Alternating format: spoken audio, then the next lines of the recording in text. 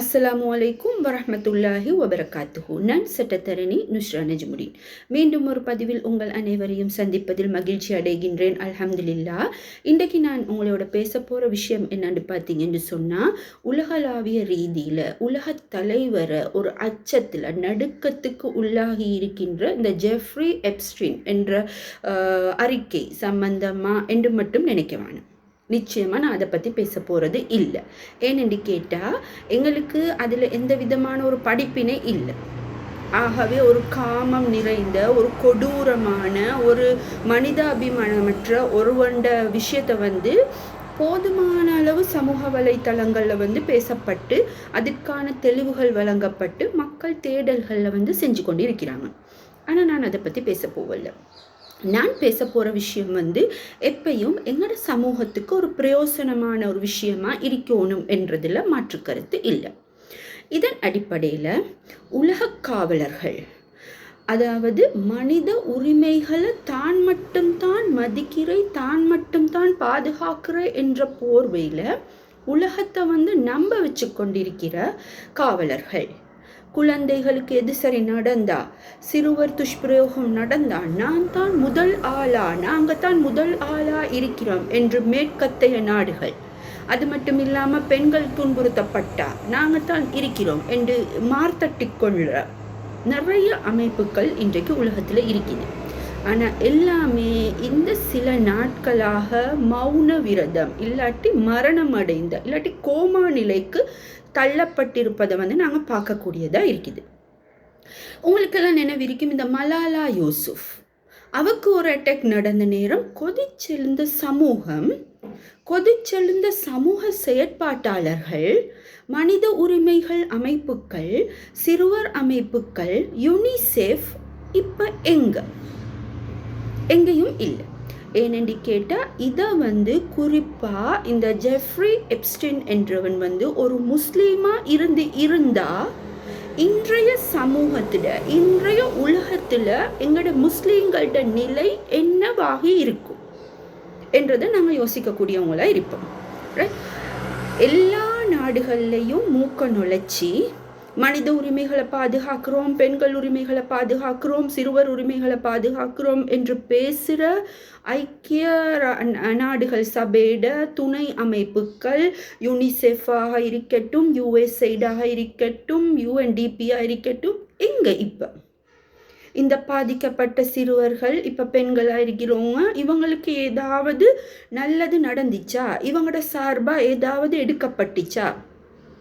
அதோட அந்த சைக்கோ, அது யார், மைக்ரோசாஃப்ட் நிறுவனத்தோட ஓனர் சைக்கோ, அதாவது இன்ஜெக்ஷன் சைக்கோ, வேக்சினேஷன் சைக்கோ, உலகத்தை கொரோனா பரட்டி போட்ட நேரம் ஆப்பிரிக்காவுக்கும் ஆசியாவுக்கும் உதவி செய்கிறேன்ற போர்வேல, வேக்சினேஷனுக்கு உதவி செய்கிறேன்ற போர்வேல மக்களோட வாழ்வாதாரத்தை முடக்கி மக்களுக்கு நோய்களை ஏற்படுத்துகிற வண்ணம் அவங்க வேக்சினேஷன் அறக்கட்டளைகள் மூலம் நிறைய அநியாயங்களை செஞ்சிருக்கிறேன்னு இப்போ வெளியே கொண்டு இருக்குது.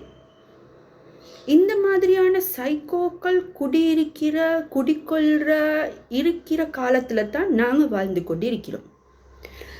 இறைவண்ட அருளால் இலங்கையிட பேர் இந்த அறிக்கையில் 188 தடவை குறிப்பிடப்பட்டு இருந்தாலும் அந்த அறிக்கையில் எமது நாட்டு தலைவர்கள் யாரும் பாரதூரமாக, அதாவது எந்த விதமான பேட் நேமோடையும் சிக்கல்ல என்றது ஒரு மகிழ்ச்சியான ஒரு விஷயமாக தான் இருக்குது.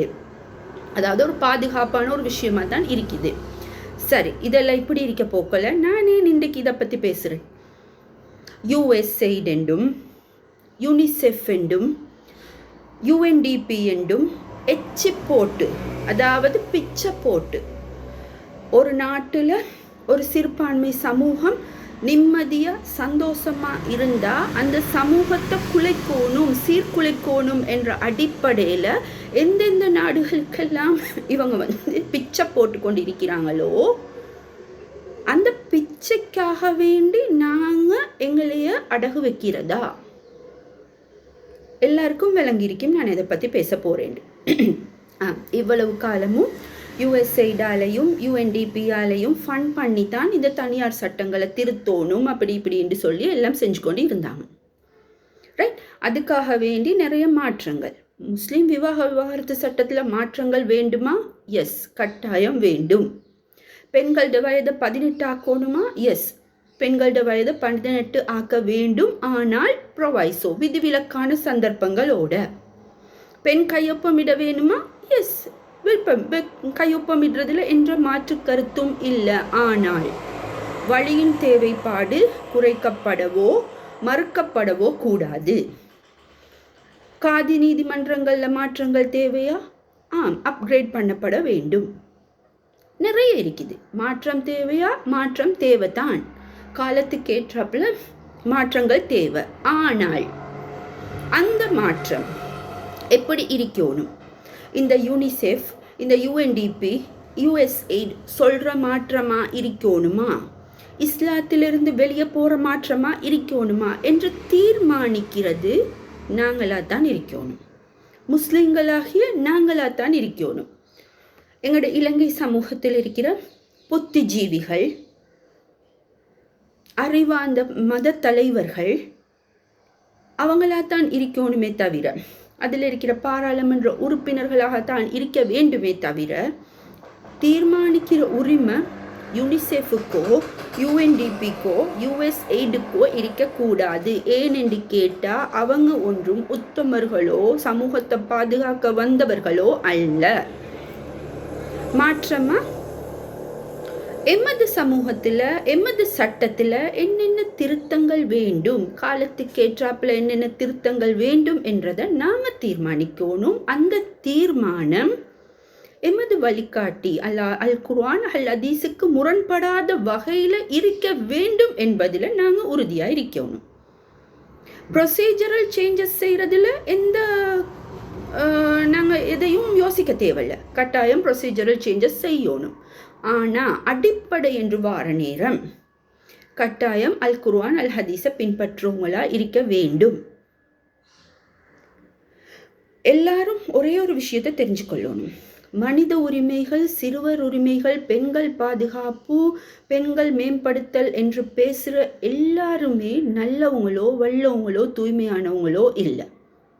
அதே மாதிரி அல் குர்ஆனில் இருக்கிற விஷயங்கள், அல் ஹதீஸில் இருக்கிற விஷயங்கள், அதாவது கட்டாயம் பேணப்பட வேண்டிய ஒரு திருமணத்தில் ஒரு விவாகரத்தில் பேணப்பட வேண்டிய விஷயங்களை வலியுறுத்தி சொல்லுற ஆக்கள் அடிப்படைவாதிகளோ அல்லது துன்புறுத்துறவங்களோ இல்லாட்டி பழமைவாதிகளோ அல்ல என்றதை நல்லா தெரிஞ்சு கொள்ளணும். ஆகவே எமது சட்டத்தை திருத்துற நேரம் நாங்கள் தான் எமக்கு என்ன தேவை, எமது வழிகாட்டல்கள் என்ன என்றதை பார்த்து திருத்தணுமே தவிர, இன்னமும் யுஎஸ்எய்டால கொடுக்குற காசுக்காக வேண்டியும் யுஎன்டிபிட பணத்துக்காக வேண்டியும் விலை போயிட்டு எங்களோட சமூகத்தை சீரழிய விட வேண்டாம் என்று கேட்டு பாராளுமன்ற உறுப்பினர்கள் இந்த சட்டத்தை திருத்துற நேரம் மத தலைவர்கள் புத்திஜீவிகளோட அறிக்கைகளை இப்போ கேட்டிருக்கிறாங்க. நீதி அமைச்சால எல்லா அமைப்புகளும் அவங்களோட அறிக்கையை கொடுத்திருக்கிறாங்க. அதில் இஸ்லாத்துக்குட்பட்ட விடயங்களை அதுபடி திருத்திட்டு ப்ரொசீஜரல் இஷ்யூஸை நடைமுறைக்கு ஏற்றாப்புல திருத்துறதுல என்ற மாற்று கருத்தும் இல்லை என்று கேட்டு மீண்டும் ஒரு பதிவில் சந்திக்கும் வரை அஸ்ஸலாமு அலைக்கும் வரஹ்மத்துல்லாஹி வபரகாத்துஹு.